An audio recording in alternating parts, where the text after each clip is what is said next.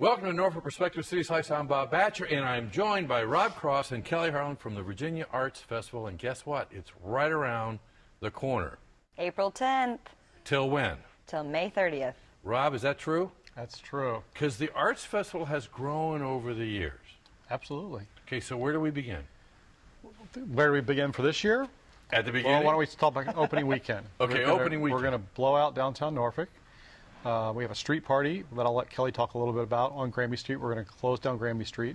Our opening night performance is Ballet Hispanico, this fantastic, energetic dance company, and they're with the Roper. And the next night we're with Roseanne Cash, who just won a couple of Grammy Awards a few weeks ago. And then on Sunday we do 2 performances of Wynton Marsalis in the Attucks Theater, which to me is killer. Usually when we have Wynton, it's in Chrysler Hall, which is 2,000 seats. So to be able to see Wynton with his big band in a 650-seat theater is going to be amazing. Now, how does he feel about that as a performer? Does he know he's playing to a smaller Absolutely. house? Well, he's thrilled just because of the history of that building. I mean, he'll be sharing the stage with some of the great jazz legends of the last century. So when he was here 2 years ago with the festival, and him and I were talking about what he would do next time he came back to the festival, I said I really, really would like you to play in the Attucks Theater. And he said, well, if it's only 650 seats, we're going to have to do more than one show because we know we're going to sell more than 600 tickets. So he's agreed to do two back-to-back performances. Rob, do you realize what you just told me? I'm just thinking, okay, this is your 19th year of doing this. Yep. And you actually told Wynton Marsalis, if you're coming to town, this is what you're going to do. No, I asked him. That's what I heard. Politely asked him. Yeah, but Well, did you ever think that we'd be in this position where you could Well, suggest that to a... Well, Wynton's an exception because I've worked with him for 30 years. I've known Wynton since you the were a wee early part of our career. So, but I have to say, we had a vision for what we wanted the festival to be, but we've gotten there quicker than I thought we would.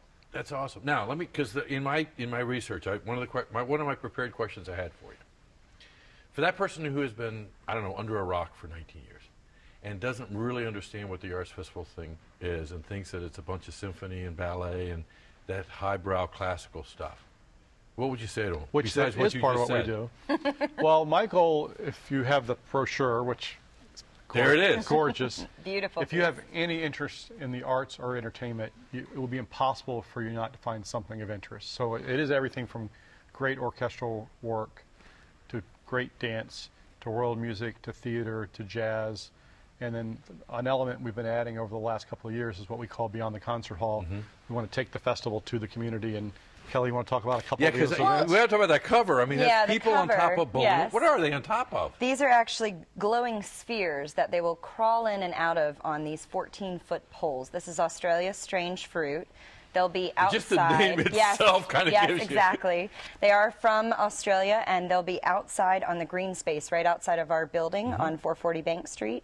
So it's our festival green space. That's a free performance. And that's a bring a chair and a blanket. That's a bring a chair and a blanket. It's a 20-minute performance. Dogs It's allowed? Beautiful. Absolutely. Yes, absolutely. But another thing, just to speak to what Rob was saying, if you've never been to a festival performance, one thing that people don't understand is we have such great ticket price ranges. So you can pretty much that's the other thing. That's the other myth. It's really expensive. I can't afford to go. you can pretty much get a $20, $25 ticket to most of our performances. Not to mention, we still have all of these free performances that are part of our Beyond the Concert Hall series. So, for people that are thinking, well, I can't afford to try this out, we're saying, yes, do it. And then, groups of 15 or more get 15% off. So, grab your friends and do it. Students get, most of the time, 25% off. So if you're younger and want to try it out, do that as well. So it's a range of performances. It's also a range of entry-level ticket prices, which is great, too. But our Beyond the Concert Hall includes not just Australia's Strange Fruit. Like Rob had said, our kickoff night, April 10th, we're shutting down Granby Street. We're working with Downtown Norfolk Council, and we're actually going to have Biorhythmo from NPR's Tiny Desk series out there. So it's going to be this fun Latin atmosphere. We're going to have a mariachi band walking around the streets. We'll have some street vendors, food vendors, beer tent. It'll be a really good, fun time. Yeah. Most festivals. That's kind of a good introduction to the beer festival. Yeah. Later on. Later on. But I just think that's a great way. It'll be a great way to kick off the night and kind of lead in. And that whole weekend is so packed with performances, with Roseanne Cash and Wynton. And then the very next weekend, when Australia Strange Fruit is performing, we actually have Bartok's Bluebeard's Castle with these 14-foot glass sets by Dale Chihuly. And Rob actually has been working with Joanne to get that here for a while. And you saw it in Buffalo. I did get to see it. It's a spectacular production. It's the only opera that Bartok wrote. It's really, really powerful. Hungarian, right? Hungarian composer. But I like to call it kind of gothic, dark. We're calling it opera's psychological thriller. Well, I was going to say, later on, I do an interview with Joanne Falletta, and she must have used the word frightening, scary, terrifying, and torture room? Dark, Yeah, torture dark. room. I'd yes. say it's kind of Lord of the Rings meets Sweeney Todd. Sweeney Todd. meets- It's great. Yeah. These But sets we need are to put a big O on it. It's an opera. It's theater. Yes. It's theater. It These is. fantastic set pieces. They're each one of a door that's being unlocked by his wife Judith. It's After being one of the most told not powerful to pieces open of the the door, theater I I've gotta seen. add. Yes, absolutely. Yeah, Okay, now I also understand we have breaking news. yeah. It's one of the you've been promoting it as a beauty pageant type thing, but you almost had to bring in the Secretary of State, but you didn't know his email. I Yes. So understand. now Victoria Medley and Major Tom will be coming into the country legally. It's just You did say legally. legally. Because you were going Been to confirmed. sneak him in. No, we were going to sneak them in. But there's this great show that we saw at the Edinburgh Fringe Festival 2 years ago. It's called Major Tom. It's a true story. It's the life journey of Victoria Medley and her dog, Major Tom, as she is getting ready for the Miss UK pageant, and she's getting her dog ready for the Westminster Dog Dog show. Which my dog absolutely loves that show, by the way. It's really kind of scary. This is one of the most hilarious pieces of fringe theater I've ever seen. She'll be here for a week doing 6 performances in the Robin Hickson Theater at our building, the Jane Clay Bar, Virginia Arts Festival building.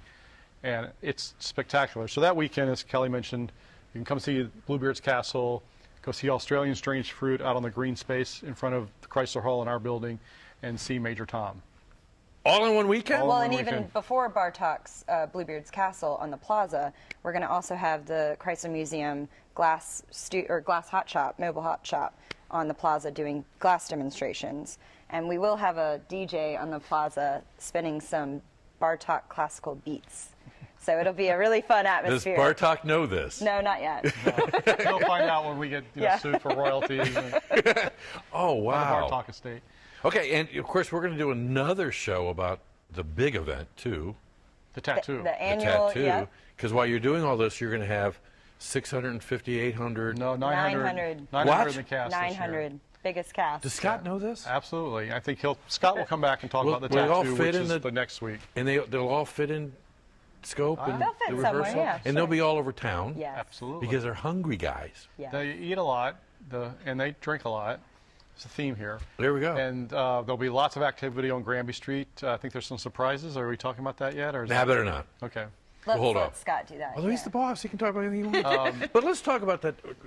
You alluded to it. I mean, they don't eat and drink free. I mean, this has an economic impact on the city too, doesn't it? I mean, the cast will be here for 9 days, rehearsing prior to the 7 performances. So, and all the cast will be going out into the schools, doing workshops and master classes.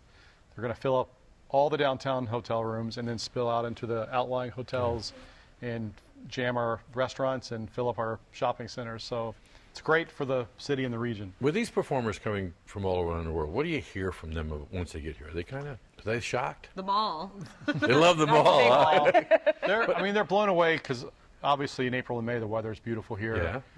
You know, they, in their minds, if they're coming from Australia or Germany, they haven't connected the oceanfront to historic downtown Norfolk, to the history of Colonial Williamsburg. So they start connecting the dots, and and one of the things that's always gratifying to me is we get them here as performers, whether it's a string quartet or a ballet company. If they have days off, we send them over to the Chrysler Museum, and they're blown away that there's this world-class museum here in Norfolk. So, we Where want they see the battleship, I mean, right down the Yeah, street. right. What city are you going to come I and know see it. those concerts Okay, sitting there? 6 Tony Awards. Audra. Yeah. Yes. One of my favorites. So Audra's coming back this year, Audra McDonald. Many of your viewers probably know her from Grey's Anatomy. Private Practice. Private Practice. But with everything you do, you don't have time to watch TV. But her career is music theater in Broadway. She's won, I think, more Tony Awards in more categories than any other performer. She was in Porgy and Bess. She's an amazing voice. We have her at the Attucks Theater. I'm happy to say that concert's on track to sell out. There are some tickets available left, but don't only wait. up in the balcony now, so don't really wait. get your tickets soon. Because I was going to Yeah. say, one of my most taunting and It's best not until texts May, I've and it's- ever sent was the one where I said, I'm on the 5th row to my daughter. To and then I Audra? was just so mesmerized Yeah. because it was such a personal experience. Yeah. Well, the Attucks, it's And a it's beautiful almost sold theater. out? It's almost sold out, Yeah. and you don't get a bad seat in there though. So, wherever you're sitting, you're gonna be right there with her. But that's, I mean, you've got some of these. Renee Fleming was here a Couple weeks while ago. ago, and same kind of thing. I mean, I loved her. She took personal responsibility for the snow. Yeah, But she it's was that a kind of relationship that Yeah. these artists have with us now. So can I tell you about one other production that Please. I'm excited about? So we're doing a piece by Igor Stravinsky called The Soldier's Tale. And we've got our A-team production team. It's the same team that did Bernstein Mass a few years ago. Okay. So Pam Berlin is directing it. Joanne Folletta is conducting. Fred Child is the narrator from Performance Today. And Todd Rosenlieb is the choreographer. So it's a one-act theater piece with ballet, 3 cast members, and 7 instrumentalists. It's one of my favorite pieces in the repertoire. I've played it many, many times over the wow. years. So we're doing that in the Roper, just one performance. So Just one performance. So it's That'll gonna be another tight one. It's going to be a tight, but Yeah. it's a great piece. It's not done that often because it's a lot of moving pieces. But I really encourage people to come out and see Stravinsky's Soldier's Tale. And Tianhui Yang, a violinist, is actually playing the violinist in the piece, and she is amazing. We've had her to the festival once before. Very young, very sharp. The soldier, without giving it all away, sells his soul to the devil, which is his violin, and It's like a classical version of Devil Went Down to Georgia. You got off easy because I've got my coming home question was going to be the big one, and I can't ask it. Okay, great. What's your favorite one? Can't ask it. So thanks a lot for coming Thanks. on. Thanks for Thanks for having joining us. us. But buy those tickets. Audra McDonald's almost sold out. Yes. Thanks for joining us.